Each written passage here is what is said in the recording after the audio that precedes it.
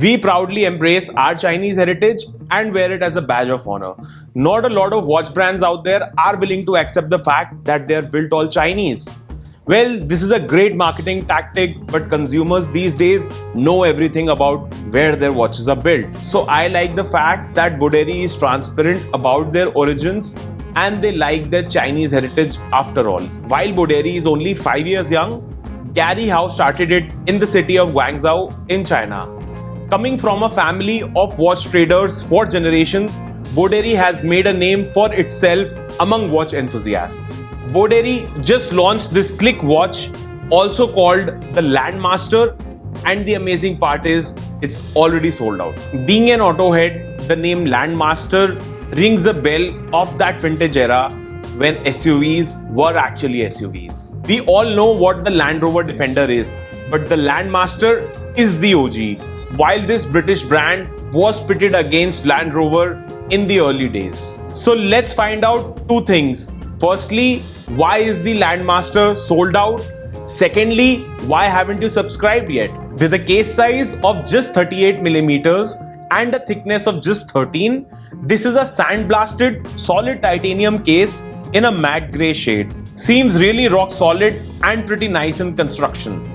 The lugs are slightly larger, generally with a 48mm lug-to-lug width, which makes the appearance much larger for a 38mm dial. Peep into the dial for a spark embossed pattern with Boderry Landmaster branding with some more literature around it. Arabic numerals with a date window at 3 p.m. marker are subsided by the syringe hands painted in white with a red arrow on the seconds hand. Real good combination of black, green, red and white on the dial, as you can see.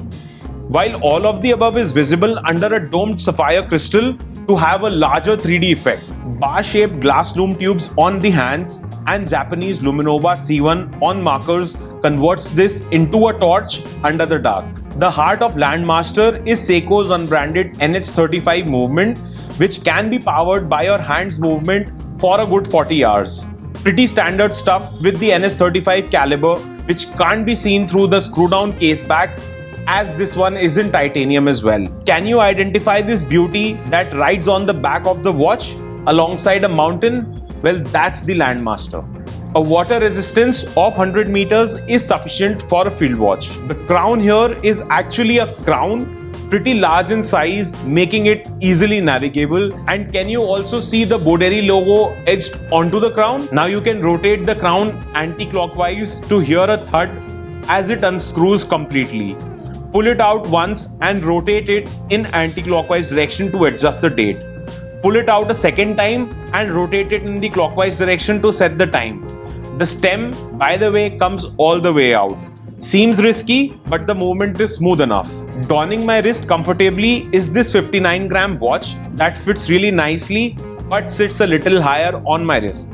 But maybe because of the Nato nylon strap, which is also just 1.3mm thick. While this rounds up all the features of this watch, you could have bought it for $120 or just 10,000 rupees. I mean, it's already sold out.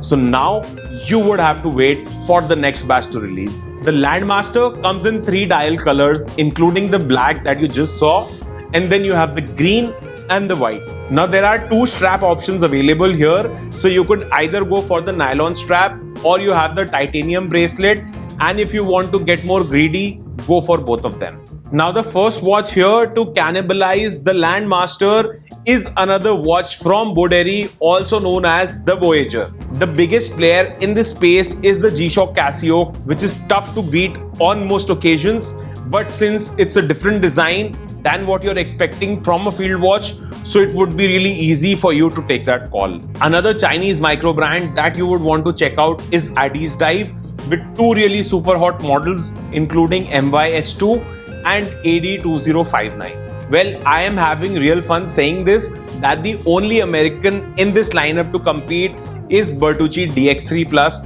but that comes in a polycarbonate case, while its titanium version is almost double the price of a Voyager. Now you might be able to lay your hands on Seiko's SNXS, which comes with an older 7S26 movement, but the challenge is it's tough to find now. Apart from this, no automatic Seikos, no automatic Citizens, Timexes or Titans. Quite disappointing, right? Now Alba is a cheaper Seiko but primarily copied designs, and you can go for this watch brand if you really don't want to buy a Chinese watch. And then how can you forget this tank of a watch called Amphibia? Watchdog is a solid Russian watch that you should have in your collection. Lastly, not forgetting a couple of Indian watches including Argos and Delhi Watch Company, but in this lineup I would consider skipping them altogether. So now you know where your loyalty lies with the competition laid out. Boderry, with its amazing designs and a solid supply chain integration, are making some really cool watches recently. By the way, did you check out their Admiral collection? They have taken a lot of good things, put them together to come out with this superb watch at this price, while all the other brands are still playing the quartz game. Some of us are still skeptical about buying all things Chinese, but Boderry Landmaster is a great example of how well some Chinese products are made. They have leveraged the manufacturing prowess of China in a good way, and that can be seen in their watches. While some of their collection can be easily ignored, Landmaster here is a winner. Well, I gave Boderry the first chance it needed, and I am not regretting it for sure. Now you decide where you want to park your money and lay your trust, while I go out and venture into the wild with my Landmaster. I know you've already subscribed, but did you forget to press the bell icon? I'm sure you did. What are you wearing today?